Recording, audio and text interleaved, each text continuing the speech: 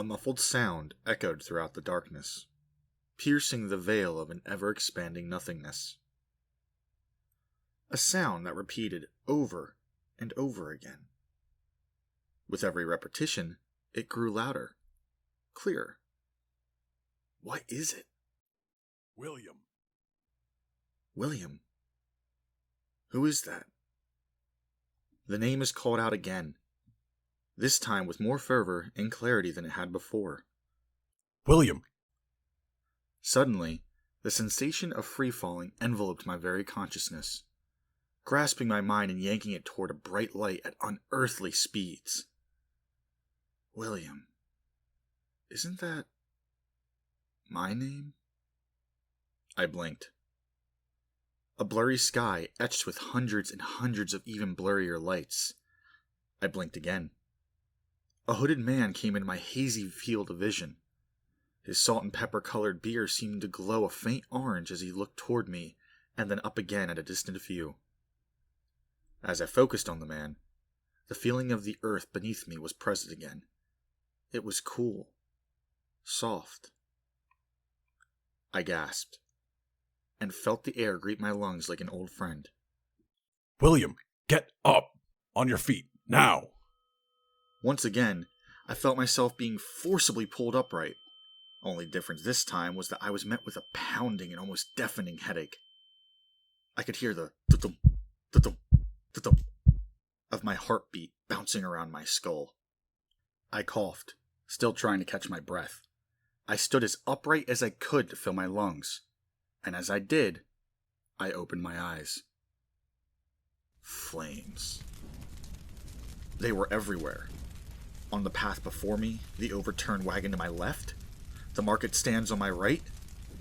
The orange and yellow flames lashed about, devouring the buildings of the town, growing and slithering upward as if they had taken the form of insatiable serpents.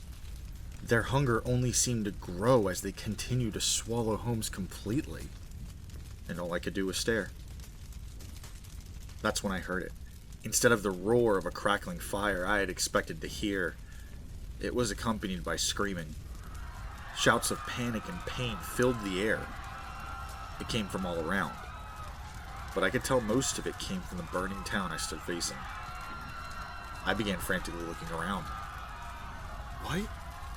I began to stutter. What the hell is happening? I called out helplessly, praying to the gods for an answer. And as if they heard me, a response came from behind in the form of a large yelp. I whirled around.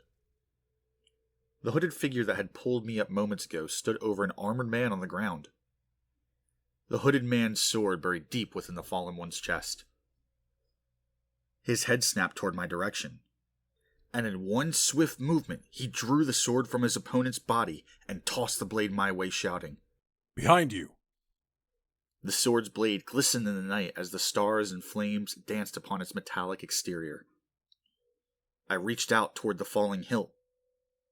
As soon as I felt the leather-bound grip in my hand, my whole body reacted.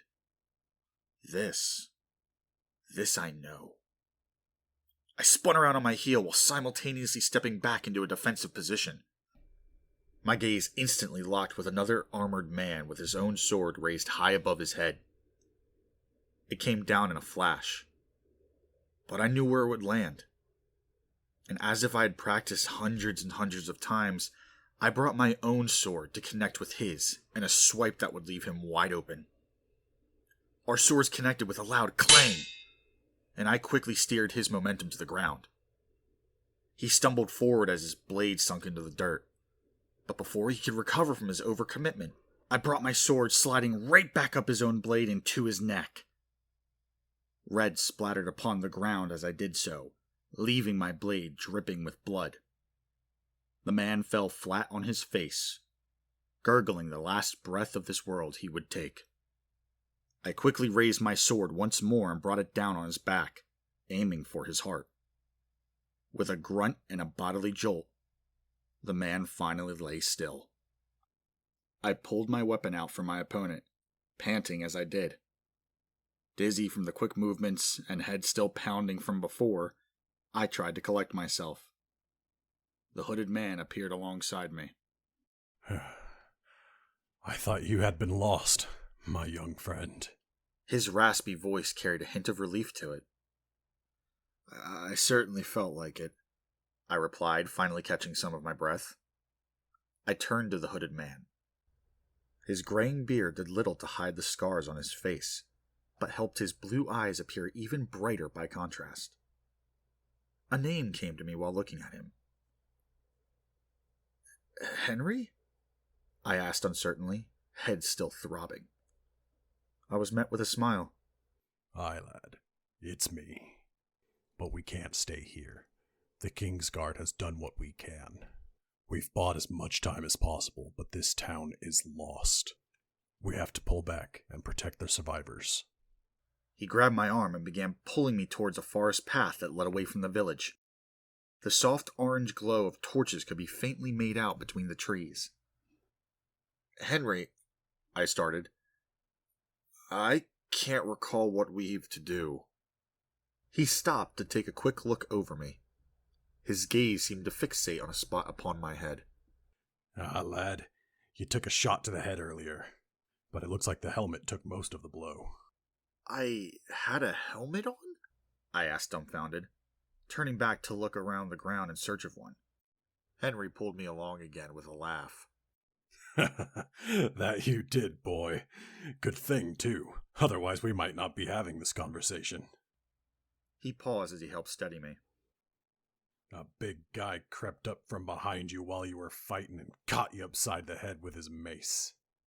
Henry used a fist to punch his other hand, resulting in a popping noise for emphasis. Luckily for you, I was right behind you. Poor bastard thought he was the one who had the jump on us. Ha! He scoffed at the thought. Come on now. We need to get you looked over, and the further away from here, the better. He said, trotting along the path before me. Thanks, Henry, I replied quietly. Of course, young'un. You already done the same for me, and don't worry. Those traitors won't get away with what they've done here tonight. The light and screaming faded away to the dark, quiet calm of the forest. The only sounds was the jostling of our armored and hurried footsteps. My head hurt. I was confused, and on top of that, apparently I'd lost my helmet. But even with all the uncertainty I felt in that moment, I began to feel the cool, calming effect that relief brings with it as I ventured further down the forest path with Henry.